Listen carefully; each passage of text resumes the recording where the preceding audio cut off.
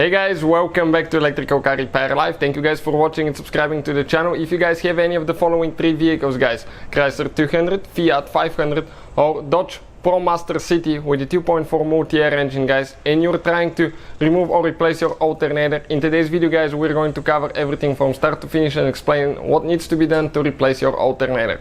As you can see guys, the engine is out of this car. You do not have to remove the engine, okay? The only reason why we have the engine out is because we'll have guys more than 100 videos on that engine alone.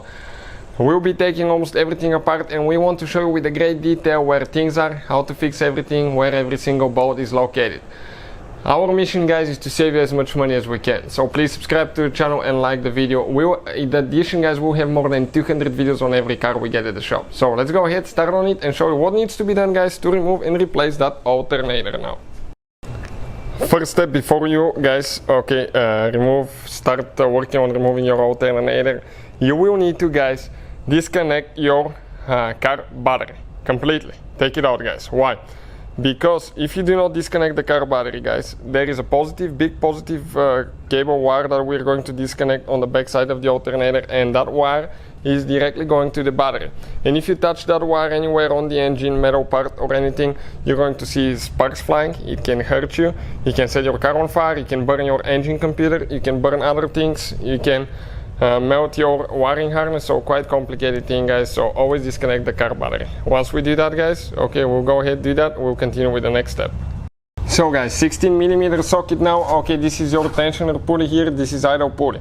We'll need to go ahead and get the tensioner pulley turned counterclockwise, okay, and then most of the times you try to pull the belt from the alternator, it doesn't work that way, you have to remove it from the idle pulley, okay, like that, and the belt comes off of the vehicle. You can see just like that guys.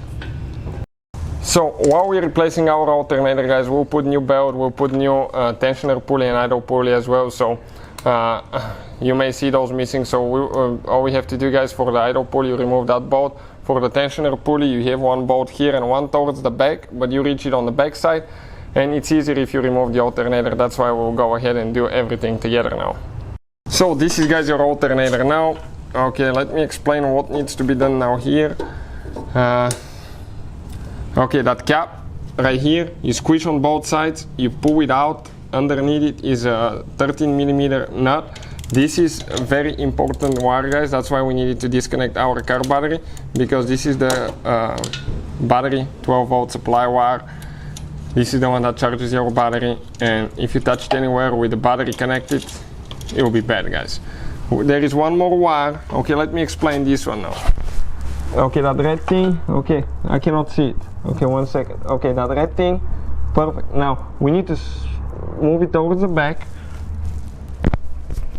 Okay, you can see the red thing towards the back, and we need to press in and pull that wire out. Okay, let me do that. Perfect. Okay, this is the connector right here. So that red thing needs to be moved to the back, then you squish right here and you pull it out. Now we just have 3 bolts that we need to remove. Okay, those are very easy bolts.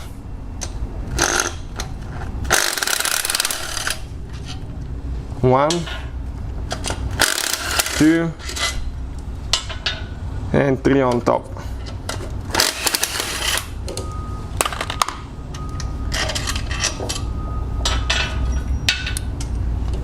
And the alternator guys is out of there, as you can see, just like that. So you can see guys, this is the alternator.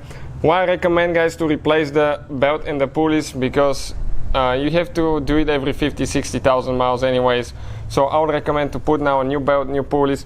This is the alternator. If you need to buy one guys, we'll have the link in the description of the video below. We'll have guys a video made soon that will explain guys how to actually test alternators as well, how to know if it's good or bad, and how to fix alternators as well. We'll be working on that video very soon guys, so don't forget to check it out. In addition guys, okay, in addition you have a bearing in the alternator, so if you're rebuilding it, okay, we'll have a video how to replace that one as well. Links again will be in the description of the video. If you have any questions or you want to see any specific video on that engine, drop a comment below, let us know. We'll try our best to make a video for your problem very soon guys. It may take a little bit of time, but we'll try our best.